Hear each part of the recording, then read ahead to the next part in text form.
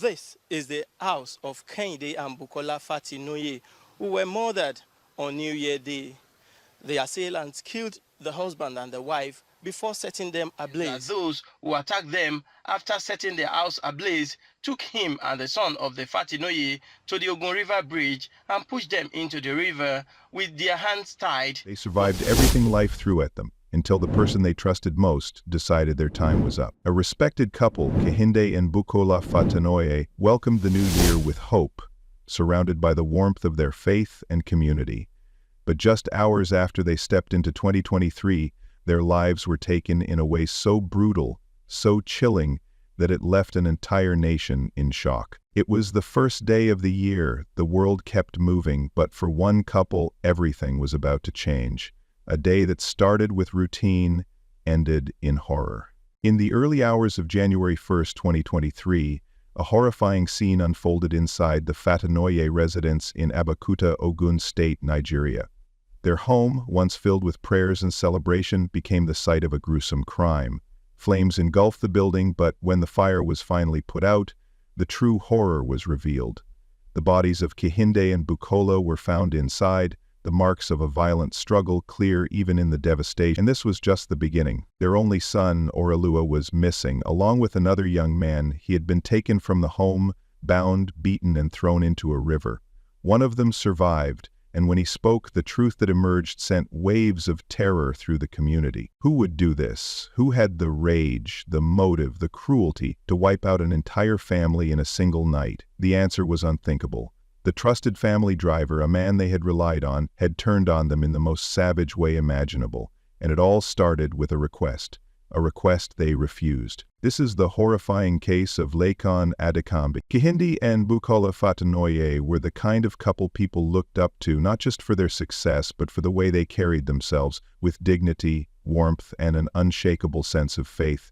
They weren't just wealthy or well-respected, they were the kind of people who left a lasting impression, the kind whose absence would create an unbearable void in the lives of those who knew them. Kehinde was a man of discipline, the kind who believed in hard work and integrity above all else. His career at the Central Bank of Nigeria wasn't just a job, it was a reflection of his character. He had spent decades building a reputation as a meticulous and reliable professional, someone whose word carried weight. He wasn't loud or boastful about his achievements, but those around him knew just how much influence he had. He's the kind of man who offered guidance to younger colleagues, who stayed late at work not because he had to, but because he wanted to ensure everything was done right. Yet beyond the walls of his office, he was a man of simple pleasures. He found joy in the quiet moments, reading the newspaper with a cup of tea in the morning, taking peaceful evening strolls, or watching his favorite shows with his family after a long day. He had a deep love for music, often playing soft gospel hymns in the background as he worked from home. His faith wasn't just something he spoke about, it was something he lived by. Sundays were sacred not just for attending church but for reconnecting with the community he loved.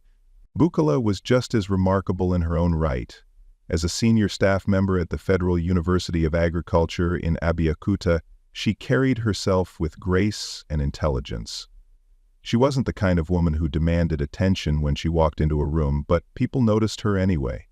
She had a calming presence, the kind that made students feel heard and colleagues feel supported. She was admired not just for her work ethic, but for her kindness.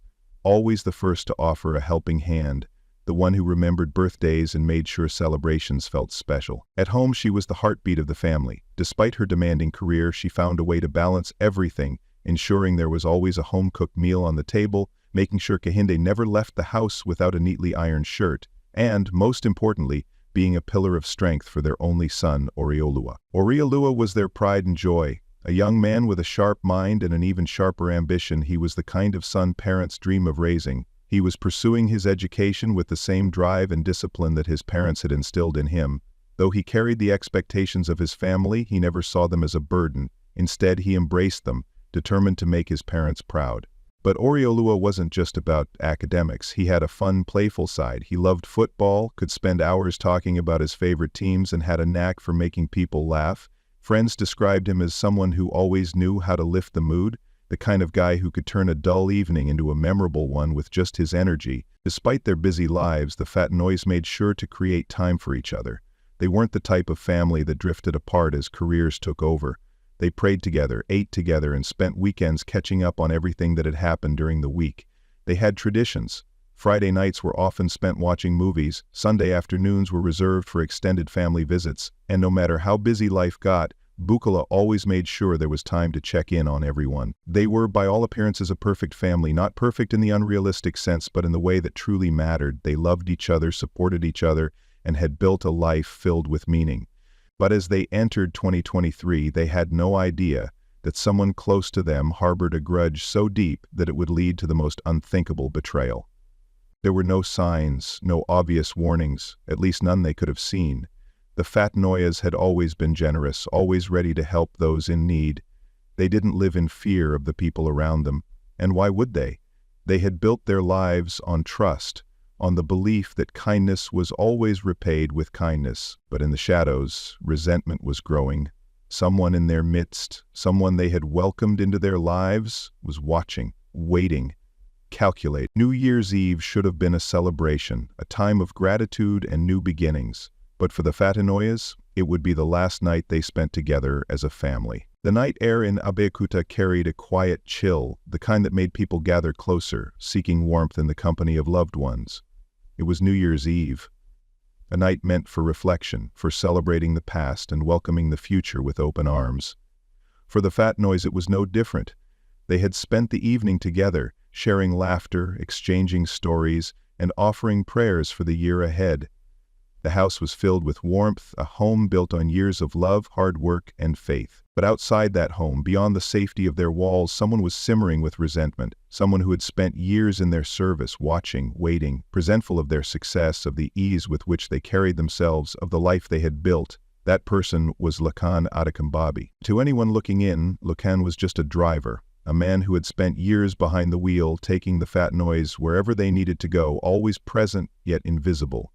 He had been there for their most important moments, driving them to family gatherings, waiting outside as they attended church services, transporting them to work where they thrived in careers that had given them financial stability and respect. But for all the years of loyalty he had given them, he felt it had never been truly reciprocated. In his mind, he had become nothing more than an afterthought, a servant whose needs were never considered. His resentment had been growing for a long time, festering beneath the surface with every drive he took, every conversation he overheard, every glimpse he caught of the life they lived inside their home. But the breaking point came when he asked for a loan. It wasn't an unreasonable request, or at least, that's how he saw it. He wanted to buy a motorcycle, something that would give him another source of income, a chance to have more than just the scraps he believed he was given. But when Kehinde and Bukola refused, something in him snapped. To them, it was a financial decision, nothing personal, just a matter of responsibility. But to Lakan, it was a betrayal, a confirmation of what he had always suspected. They didn't care. They never had. In his eyes, their kindness had been a performance, their generosity a facade. He had wasted years of his life serving them, believing that loyalty would be rewarded, only to be turned away when he needed them the most. And so he made a decision that would change everything. Lakan was not the kind of man to act impulsively. If he was going to take something from the Fatinoys, it wouldn't be out of blind rage. It would be calculated, planned down to the last detail. He knew the layout of their home, their routines, their habits. He knew when they slept, when they left the doors unlocked, where they kept their valuables. And most importantly, he knew that on New Year's Eve they would be at home, vulnerable, unaware that the person they trusted the most was about to betray them in the cruelest way imaginable. But he couldn't do it alone. He needed people who were just as desperate, just as hungry for what the Fatnoys had. That's when he reached out to two men, Ahmed Adetola, known as Akamo, and Wahid Adniji, called Kafi. These were not men of patience or restraint. They were the kind of men who didn't hesitate to use violence to get what they wanted. And what they wanted was money. Lakan told them everything: how much the Fatinoys were worth, where they kept their valuables, how easy it would be to get inside. He promised them wealth beyond what they had ever seen, an opportunity to take from the rich who had never given them a second thought. And in return, they promised him something he desperately craved: revenge. The plan was simple. Get in, take the money, and leave no witnesses. But what started as a robbery would soon spiral into something far darker. As the Fatinois drifted off to sleep that night, they had no idea that their home was being watched. No idea that just beyond their doorstep, 3 men stood in the darkness, their hearts pounding with anticipation, their minds set on destruction. They had no idea that within hours, the walls of their home would no longer be a place of warmth and safety, but a scene of horror. For Lakin, this was more than just a crime, this was retribution. As he stood outside their house, gripping the weapon that would change the course of the night, he felt no remorse, only satisfaction. They had built their lives on trust, and now that trust was about to be shattered. The night air was still as the Fatinois returned home, oblivious to the doom that awaited them.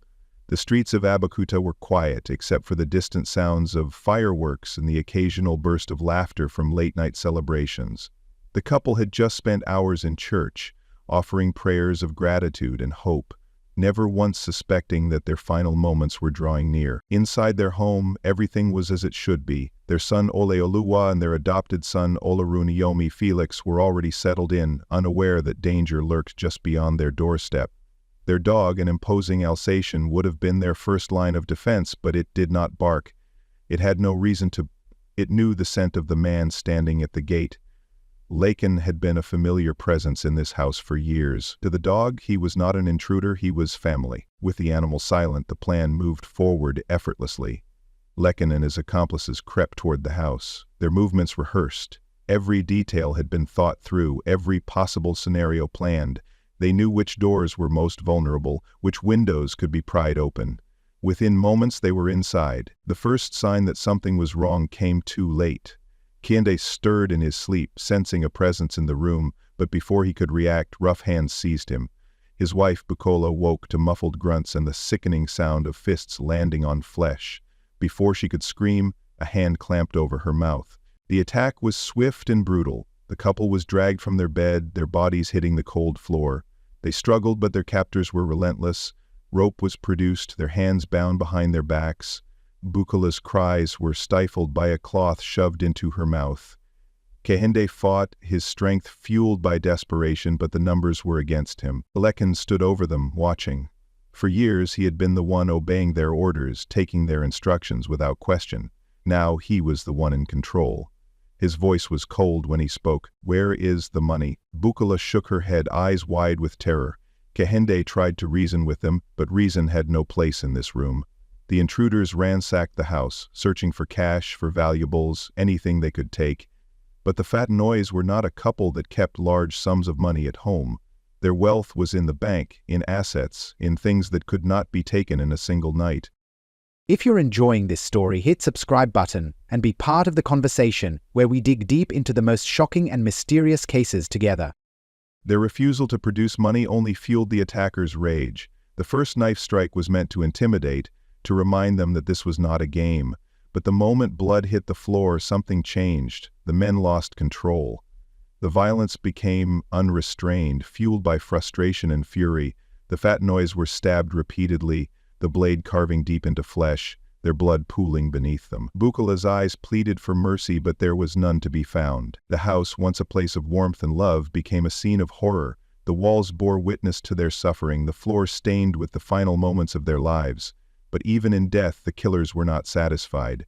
The bodies needed to be destroyed, evidence erased. A match was struck, flames consuming what was left of the couple who had given so much to the world.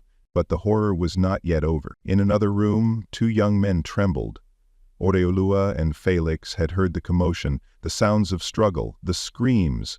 They had pressed themselves against the wall, hoping, praying that somehow they would be spared. But mercy had no place in this night. The door burst open, and before they could fight, they too were dragged from their beds, bound and gagged. The air outside was cold as they were hauled into a waiting car. Their minds raced, trying to make sense of what was happening, trying to convince themselves that this was just a robbery gone wrong, that once the men had what they wanted, they would be let go. But deep down, they knew the truth. The Fatinois were dead, and the killers would not leave any witnesses behind. The journey to the Ogun River felt endless. The car's tires hummed against the road, the scent of gasoline and blood thick in the air. Felix and Oleoluwa sat in silence, their hands tied, their fate sealed. No words were exchanged between them, What was there to say? When they arrived at the bridge, the car rolled to a stop. The doors opened, hands dragged them out, their feet scraping against the dirt. The river loomed below, dark and unforgiving. This was where their story was meant to end. A shove, a splash. The water was cold, shockingly cold. The weight of their bodies pulled them under, the ropes around their wrists making it impossible to fight. Felix thrashed, his lungs burning as he struggled against the current. He could hear Oriolua beside him, the muffled sounds of his struggle fading too quickly. And then, silence. Felix's body screamed for air, his mind fighting against the darkness creeping in, but something in him refused to give up. With the last of his strength he kicked, his legs propelling him upward. His head broke the surface, gasping, choking. He looked around frantically, but Oriolua was gone. The river had claimed him. Felix clawed his way to the riverbank, his body weak, his mind reeling. He had survived. But survival came at a cost.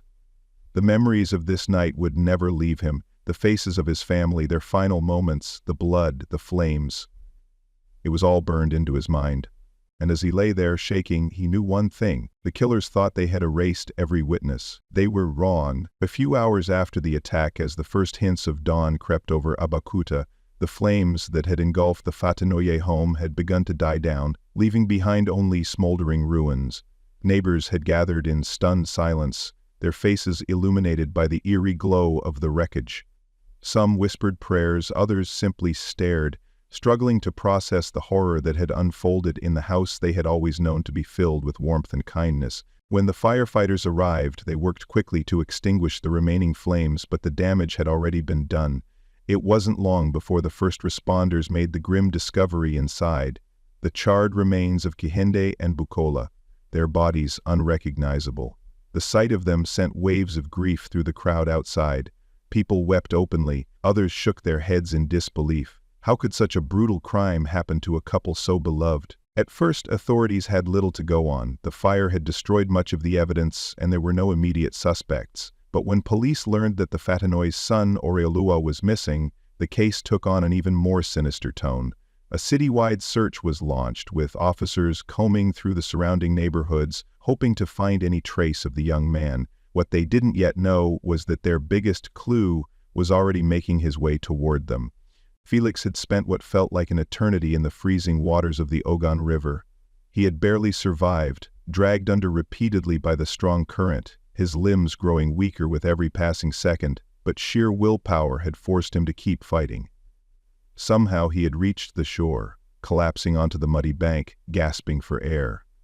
His body was bruised, his wrists raw from the tight ropes that had bound him, but he was alive. And in that moment, survival became secondary to the rage burning inside him. They had killed the only family he had ever known. They had left him for dead. But now he had a name, and he was going to make sure the world knew it. Felix stumbled through the early morning streets, his wet clothes clinging to his body, his mind racing with everything he had just endured. When he finally reached a nearby roadside, he waved frantically at passing vehicles, desperate for someone, anyone, to stop. It took several tries before a concerned driver pulled over, his eyes widening at the sight of the battered young man. Felix didn't waste time with explanations. He needed the police. The moment Felix arrived at the station, everything changed. His presence alone was a revelation. Everyone had assumed that both boys had perished in the river. Now here was a survivor, the only person who could expose the truth. Officers immediately brought him inside, offering him dry clothes, a blanket, anything to keep him from collapsing in exhaustion. But Felix didn't care about comfort. He had one thing to say. "Lakan," he gasped. It was Lakan. The room went silent. Lakan Adakambi. The driver, the man who had worked for the Fatinoyas for years. It was a revelation that sent shockwaves through the investigators. A man so trusted, so familiar to the family, had betrayed them in the most unthinkable way. The betrayal cut even deeper when they realized that the couple's own dog hadn't reacted to the intruders, not because it had been drugged, but because it had recognized Lakan. The attack had been calculated from the start. With Felix's testimony, the hunt for Lakan began immediately. Officers swarmed his last known residence, searching for any sign of him, but Lakan, realizing the net was closing in, had already gone into hiding. He knew that Felix's survival meant his time was running out, and so, in an act of desperation, he did the unthinkable. He ran. For days, Lakan evaded capture. He moved from place to place, never staying in one location for too long. He used burner phones, switched vehicles, and relied on a network of contacts who were either too afraid or too loyal to turn him in. But the authorities were relentless. They tracked his calls, questioned anyone who had been in contact with him. Slowly, they tightened the noose. When the arrest finally happened, it wasn't dramatic. It wasn't a violent showdown or a high-speed chase. Instead, it was the slow realization that no matter how far he ran, the law was always one step ahead. He was found hiding in an abandoned building, disheveled, exhausted, his once carefully constructed plan now in shambles. He didn't resist, he barely spoke. He knew it was over. But what came next was the biggest shock of all. Lacan didn't deny his involvement. In fact, he confessed almost immediately. He admitted to planning the robbery, claiming he had only wanted money, nothing more. But his version of the events quickly began to unravel. He painted himself as a reluctant participant, insisting that it had been his accomplices who had escalated the violence, that he had never meant for anyone to die, that things had simply gotten out of hand. The investigators weren't convinced. The evidence told a different story. The brutality of the attack, the premeditation, the fact that they had gone as far as to drive two bound young men to a river with the intent to drown them, it all pointed to something far more sinister than a simple robbery gone wrong. As more arrests followed, more truths began to emerge. Lacan hadn't acted alone, that much was clear. There were others involved, men who had helped execute this horrific plan. But who were they? And more importantly, what had really driven Lacan to commit such an unspeakable act? As detectives dug deeper, one thing became evident. This wasn't just about money. There was something else at play. Something darker, and they were about to uncover secrets that would shake the entire city to its core. The case had gripped the city of Abeokuta with an intensity rarely seen before. The brutality of the murders, the betrayal by a trusted employee, and the miraculous survival of Felix had turned this crime into one of the most talked-about cases in Nigerian history. But as shocking as the events had been, what followed was even more unsettling. As investigators dug deeper, they uncovered a twisted web of secrets that had been carefully hidden beneath the surface. Lakan Akambi had not just been a disgruntled employee seeking revenge. There was more to his motivation than he initially admitted. During questioning, it became clear that his financial troubles had been far worse than anyone had realized. He had been drowning in debt, borrowing money from loan sharks, and gambling away what little he had. He had hoped the robbery would be quick, easy money, but the moment things spiraled out of control, he had chosen self-preservation over the lives of the people who had trusted him. It wasn't just Lacan who was guilty, though. Investigators soon discovered that his accomplices, Akamo and Coffee, had long histories of violent crime. They had been known to police for their involvement in armed robberies, extortion, and even suspected murder-for-hire cases. Yet they had managed to evade capture for years. The Fatinoye case became the tipping point, the crime that finally brought them down. But perhaps the most shocking revelation came when Lacan's wife, Fadedro Temitope, was implicated. At first, authorities had assumed she had no knowledge of the crime, but further investigation revealed that she had helped cover up key evidence, providing her husband with an alibi and attempting to mislead the police. Even Lacan's own mother was caught in the web of lies, doing everything she could to protect her son from facing justice. As the trial approached, the anticipation was palpable. People gathered outside the courthouse desperate for updates. Journalists from all over the country descended on Abeokuta, covering every detail of what was now known as one of the most heinous family murders in Nigerian history.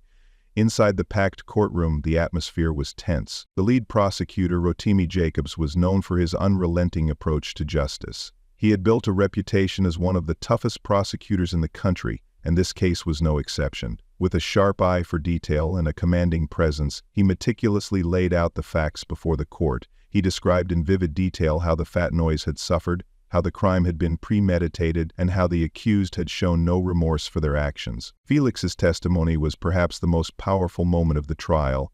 He stood before the court, his voice steady but filled with emotion, as he recounted the night he had lost his parents.